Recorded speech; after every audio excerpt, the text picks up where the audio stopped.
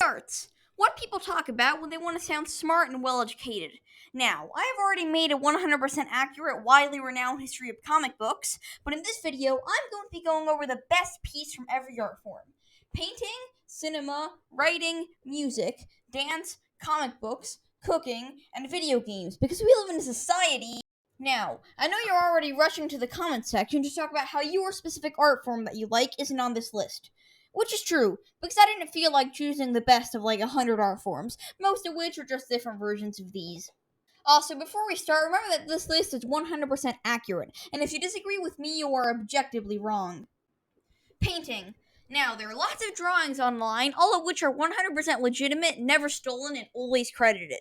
Now, why am I only looking online? Well, I'm too lazy to go outside. So what have I chosen?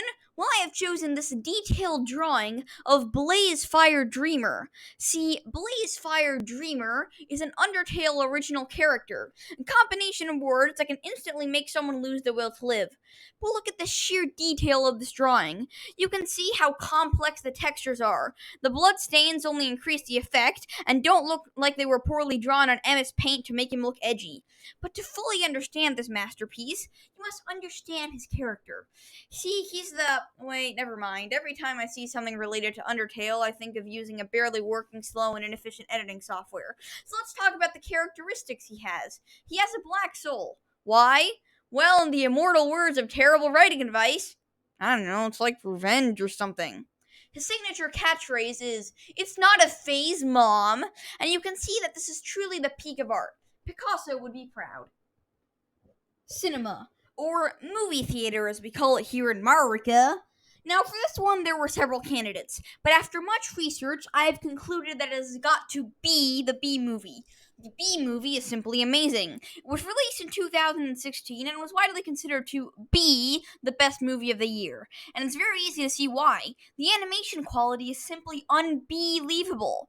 Another thing that's great about this movie is its main character, Barry B. Benson, has got to be the most original character out of any movie ever. See, Barry B. Benson is a bee who doesn't fit in with everyone else. As he goes through life, he gets lost on a mission with a bunch of buff bees, and meets a human woman named Vanessa and her boyfriend who is allergic to bees.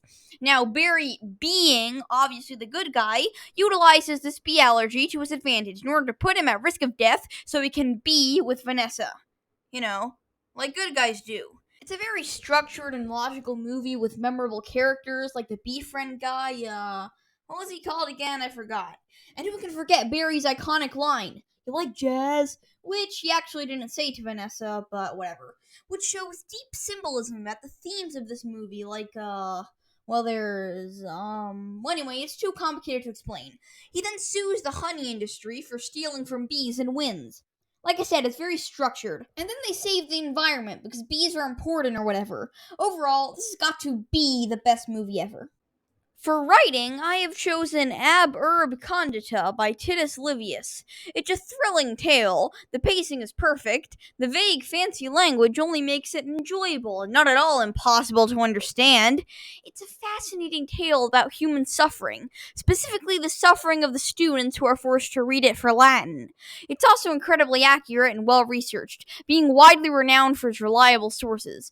Now, its name, Ab Urb Condita, roughly translates to boring class fodder. It was the favorite book of Pupienus. Also, fun fact, despite being kind of old, it's actually younger than the average Latin teacher.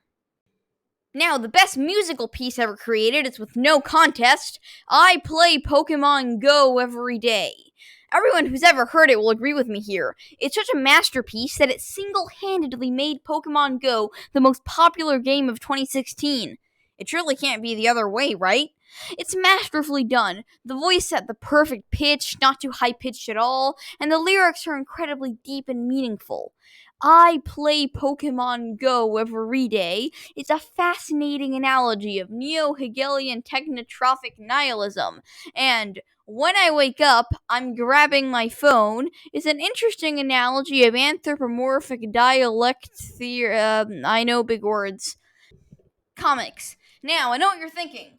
Aren't comic books just writing overlaid on drawings? Well, yes, but in the words of Comico Booko, anything is art if you can convince people that it has deep meaning. So for this great art form, I have chosen this medieval tapestry of a knight fighting snail, which I, being the modern Earl pigeon that I am, called a slug. Now, at least one of you is probably saying, this isn't a comic book. Comics and tapestry are two different things. Why are you lumping them together? Well, they both have drawings. They both have words on top of the drawings. Alas, they are basically the same thing.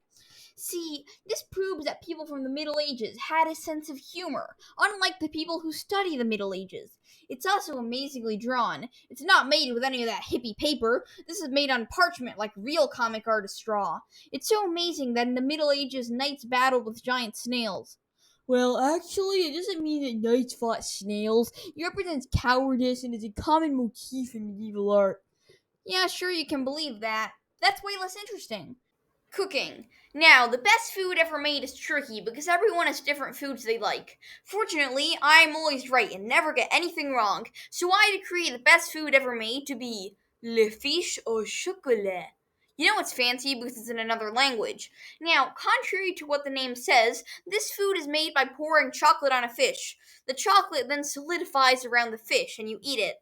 But it's still, it's complicated, even if it doesn't sound like it. It's a very long-standing French tradition to eat le fiche au chocolat on the 1st of April. Or at least I think so, because I read about someone having it on that day. It all started when this French guy called Baguette Bonaparte was bored, so he mixed random elements from his kitchen. But there's so much more to it. See, the saltiness of the fish combined with the sweetness of the chocolate creates a large disparity.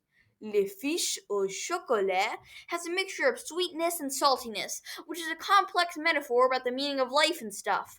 See, it represents life, their sweetness, saltiness, and overall, it's just one huge disappointment. For the greatest video game of all time, I have chosen Escape Among Us Obby Parkour on Roblox.